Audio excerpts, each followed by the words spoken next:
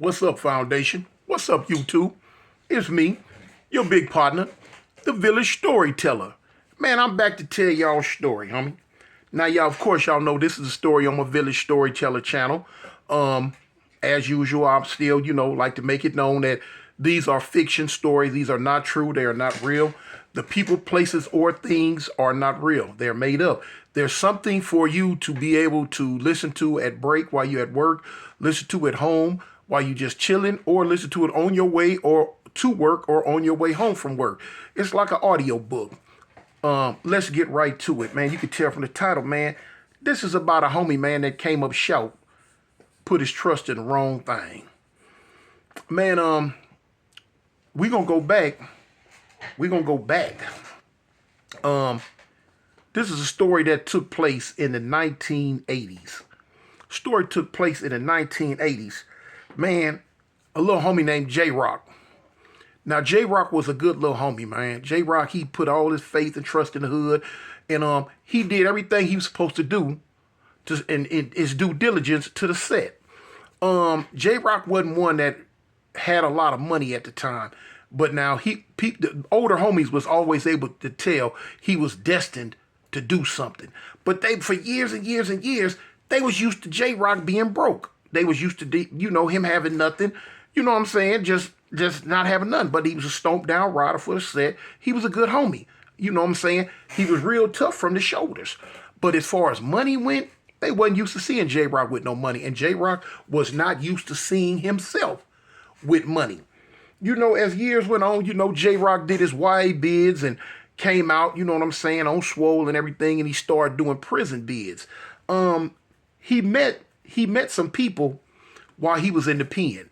He met some brothers from other sets and other areas that he got cool with, and when he got out of prison, he ended up hooking up with them. He ended up, reuniting with each other, and you know what I'm saying. And one of his partners was having money.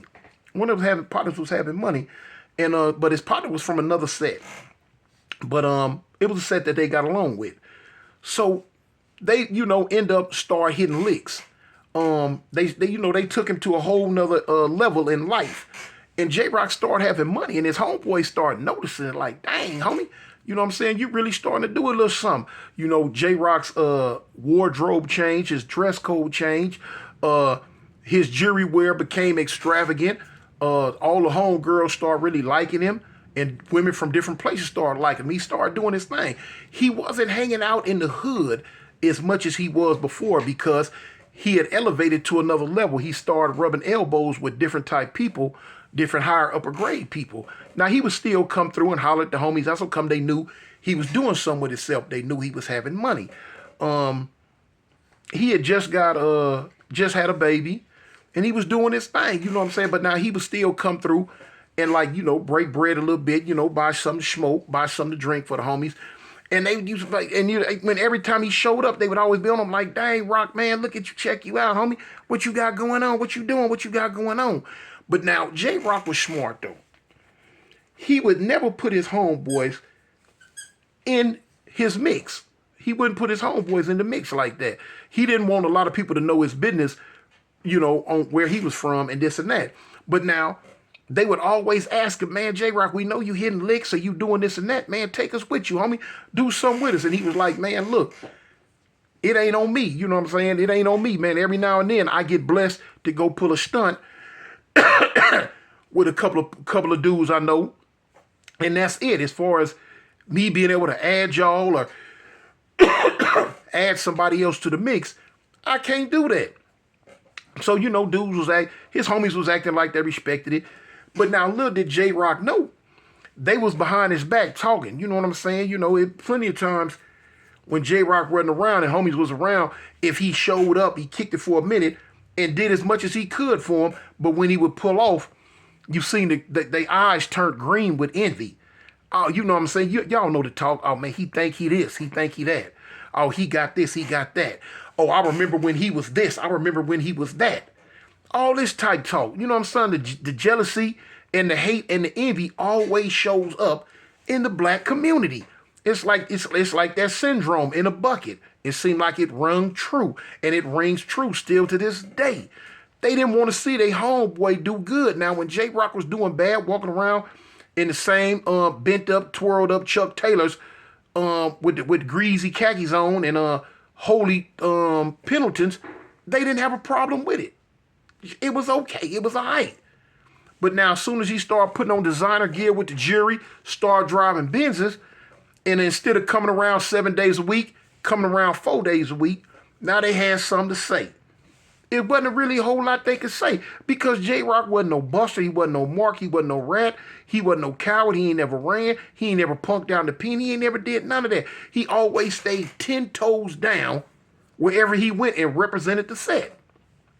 That wasn't enough though. You know what I'm saying? And it's the thing about when they say the evil that lies in man's heart. You know what I'm saying? The heart of man is one of the most evilest things that you're going to run across. You know, you got to take a lot of steps to get that hate, envy, jealousy, and wrongdoing kind of stuff up out your heart. I'm looking at my cat, man. I don't know what she got going on. But anyway, man, J-Rock was still come around, man. So now one day, J-Rock was with his partners off the west side, because J-Rock was from the east side. He was with his partners off the west side, and they was plotting and planning a lick.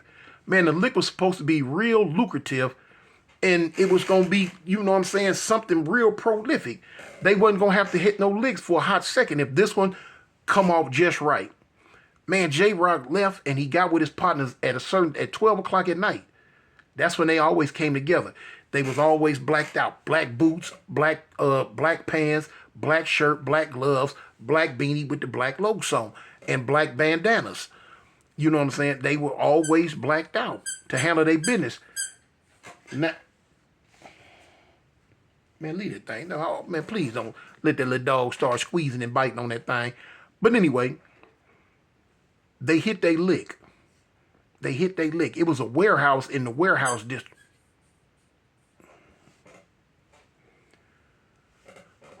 It was a warehouse in the warehouse district. Now, one of the dudes that J-Rock always...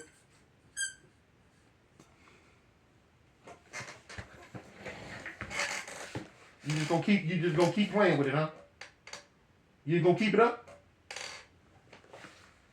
Don't bite it. Don't squeeze it. Don't play with it. Get. I swear the little dog, he does it on purpose. He got to do that on purpose. I know he's doing it on purpose. But anyway, it was a warehouse in the warehouse district. And it was out in Long Beach, matter of fact. How did they know about the spot? J-Rock didn't know and didn't matter. One of the dudes he was robbing with, well, doing what he was doing with, had connections all over the city, all over everywhere. And it seemed like out of nowhere, he would know where stuff was and what was going down when wasn't nobody else supposed to know. So boom. J-Rock being a soldier that he was, he knew what his role was in the crew, and he played his role. He stayed in his lane. They explained to him where they was going, what was going to be hit, and what had to go down. So that night, about 1 o'clock, they end up getting to the warehouses. When they got to the warehouses, the door was not going to open. It had a certain type latch on it, and it was like, man, the only way we going to get this latch off is to shoot it off, but we don't want to make no noise. This is what J-Rock is saying to his partners. And they told him, no, Rock, we way more advanced than that. It's beyond that right now. Dude had come up with a can. It was a can about tall as a tall can of Old English 800. It had a metal nozzle on it. And he told J-Rock, look, you don't even know what this is right here. He say, man, look, I'm finna introduce you to some real high-tech stuff. You finna learn some stuff today. So J-Rock was like, okay, well, handle your business. Let's see. Dude took the can and he sprayed it along the metal part down. He sprayed a line on this side. It came out like foam. He sprayed a line on this side. He went down to the bottom hinges where the steel lock was. He sprayed it again. On this side. And they said, wait. We said, we need a few minutes. They got in the shadows in the cut. They didn't want to be standing out there on Front Street. So they got in the cut. So J-Rock couldn't hear no sizzling. He couldn't see no snapping, no cracking, no popping. He didn't know what was going on. He just know that whatever this was he sprayed on there was supposed to do something with these metal locks and hinges. So, okay, after about 5 minutes, they went back to it. And J-Rock looking at it, and where the foam was, it had turned dark black, grayish dark black. And he like, man, what, man, did it work? Did it work? They said, yeah, it worked. The dude put his hand out. He took a small rubber hammer. He didn't want to take a steel hammer because the steel make too much noise. Tink, tink, tink. You don't want that. He took a rubber mallet. I said hammer, but it's really a rubber mallet. And he put his hand up under the lock and he tapped it. Bink, bink, bink, bink, bink. About 4 times with the rubber mallet. The whole middle piece fell off into his hand. Where the spray had went, it had ate through the metal all the way down to the wood. He did the piece at the bottom the same way. Bink, bink, bink, bink, bink. And it fell off. They set the pieces, they set the pieces on the ground and covered them up. They slid the door open. The door slid right open. So now it was a lot of crates, a lot of boxes, bags, old tires, barrels, all type of stuff in there. So the dude, it was a room upstairs where it's like where the foremans and the bosses could be at. It's like a warehouse. It was a warehouse, but you can go up the stairs, and it was a room up top that you could actually, see over. And this is where I guess, like I say, the foreman, the bosses, were all the stuff because there was computers and stuff in here, and all that was going down. So when they got to the room, the door was locked, but they bogarted up in that one. It was a safe. It was a safe in there. So J-Rock was like, dang, homie, it's a safe right here, man. How we going to get in it? We're going to take the whole safe. The safe was too big. He knew that the safe couldn't just be moved, especially down them old rickety-crickety wooden stairs. But now one of the dudes that was with him, he told him, no. He said, we don't got to. We finna go in the safe. You know the combination? He said, no, I'm going to crack it. Dude was a bad thing. It was a bad boy. He had the stethoscope that the doctors use. He had the stethoscope. And he got up on it. When he put the stethoscope in, he put the listening part onto the safe. And he taking his time and he cracking it. The wheels turning. So he heard the first click. Click. He said he looked at his pockets. He looked at J-Rock and the rest of them. He said, yeah, yeah. He working it. Click. Yeah, yeah. He worked it some more. Click. He said, look, this the moment of truth, y'all. And when he turned it, they heard a loud click, like click, and pulled it, and it opened up. J-Rock couldn't believe what he seen in this safe. It was stacks upon stacks upon stacks upon stacks of money. He was beside himself. He was like, man, we didn't hit the grand load. We didn't hit the jackpot. They was like, yeah. Now they all was carrying bags. They all had bags. They go to filling the bags up with the money, filling the bags up with the money, filling the bags up with the money. When they cleared the safe out, all of them had fat bags on their back. They like, let's get up out of here. They run up out of there. They come down the stairs. As soon as they come down the stairs, they shoot across the floor. When they got to the door, because they had slid the door back, when they got to the door, they kind of slid the door open a little bit, a crack. They seen a van sitting out there, and that van wasn't there before. So he told me, he said, man, it's a van out here, but the windows are tinted out. I don't know who this van is. So the other dudes was like, man, shoot. I don't think we rung no alarm or nothing. He was like, I don't know. The place might have been watched. He said, you think somebody in there watching us? So he was like, I don't know. He said, well, shoot, man, it ain't no thing. Let's go. We heated and the getaway car right there. He said, if it go down, it go down. You know what I'm saying? We got to get away with this money. We just can't, let it go like that. And J-Rock was with it. He was like, yeah, man, let's go. So he like, okay, look, on the count of 3, when I slide this door open, we finna brake for this car full speed ahead. Now, the car had fake plates on it and all that anyway, so he really wasn't worried about it. 1, 2, 3. They slid the door open. When they come up out of there, man, they come up out of there wide open. There's 4 of them now. They come up out of there wide open. As soon as they run in toward the car, the lights on the van came on. Bloom, bloom. The back door of the van come up open, and the dude come out with a chopper.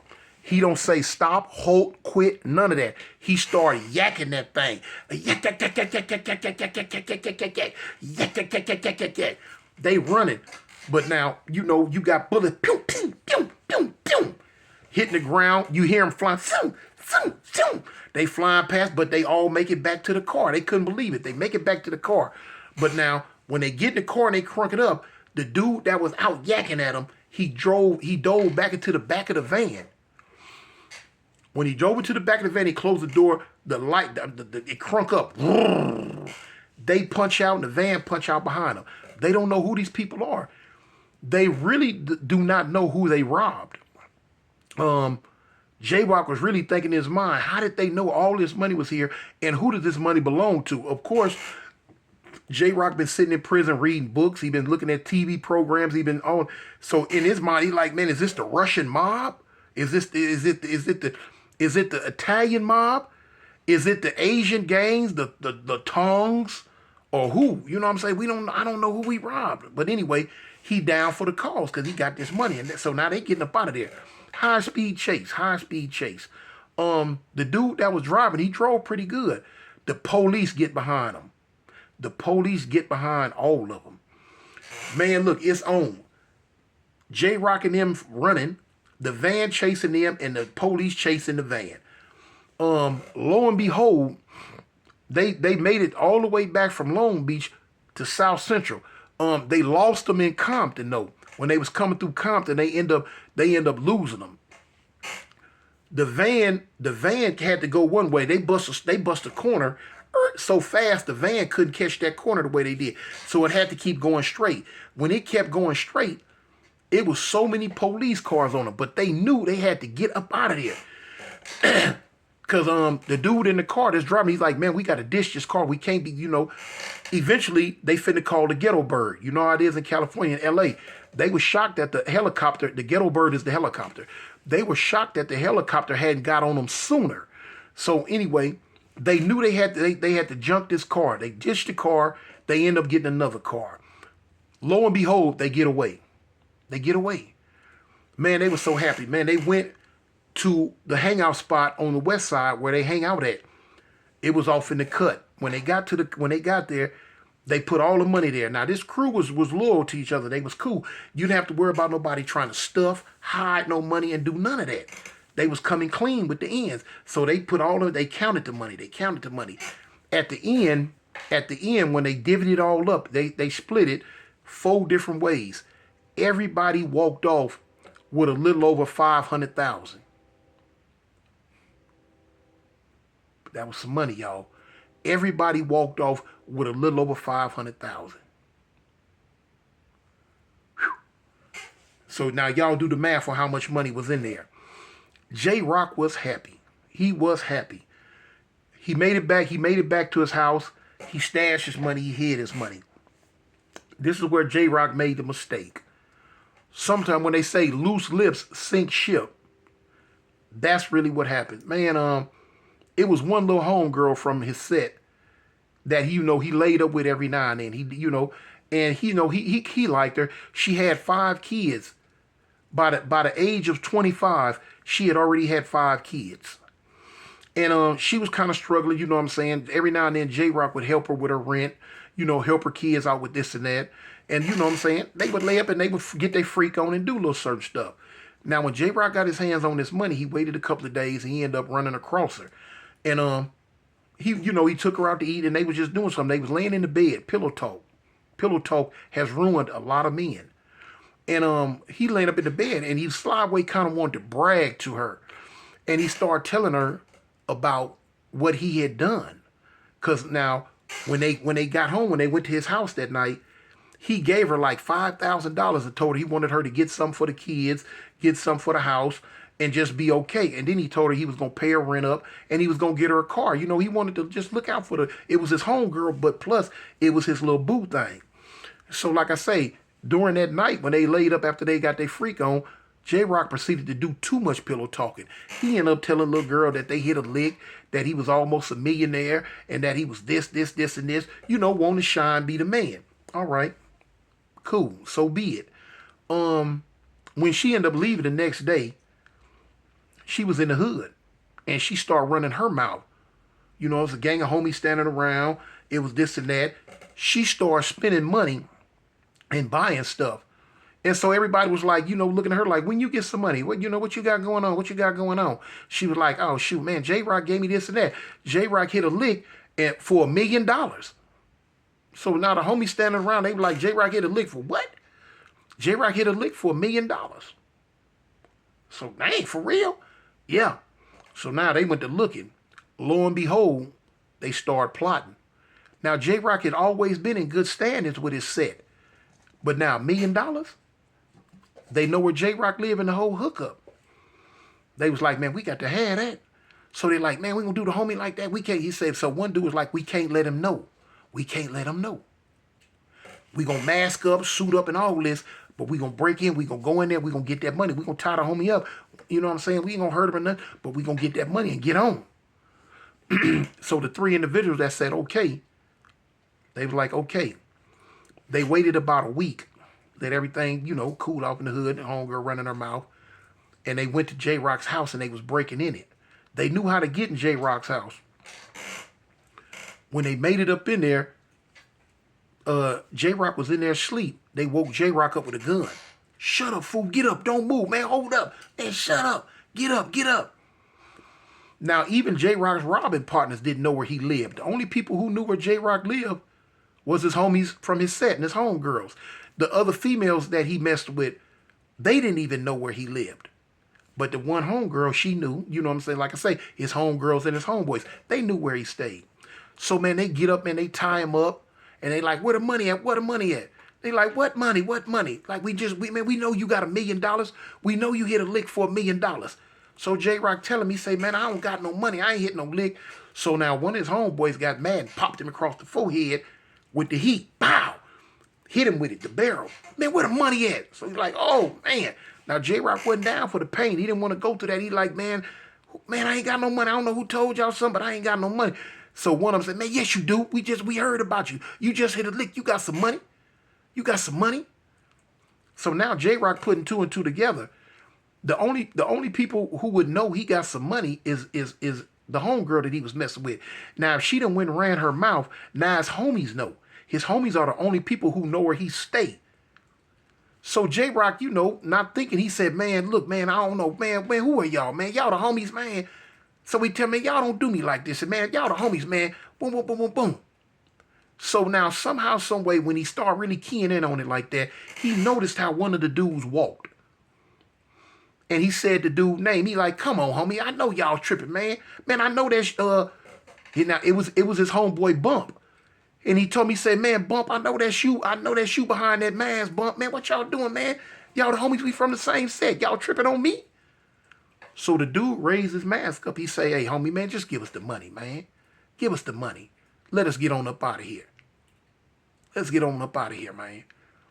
Man, J-Rock was so hurt. He was so hurt. He was so hurt. He told him, he say, man, if it's that serious, man, I got some, he told him where some money was.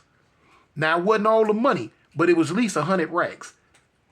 He told him, he said, man, it's 100 racks. And he told him where it was at. They got the money. They say, man, he was like, man, untie me, man. Y'all ain't got to do all this. It ain't that serious. But they knew J-Rock was a killer.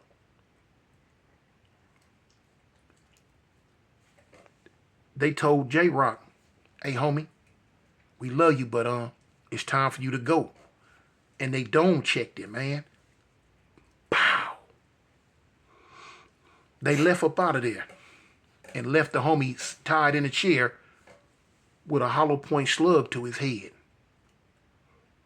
And the moral of the story, man, y'all be thinking that other people from other places gonna do something to you, but what you don't realize, it's the dudes with the same tattoos as you be the one to come get you when you think you safe. That's just a story, y'all. Peace. I'm out.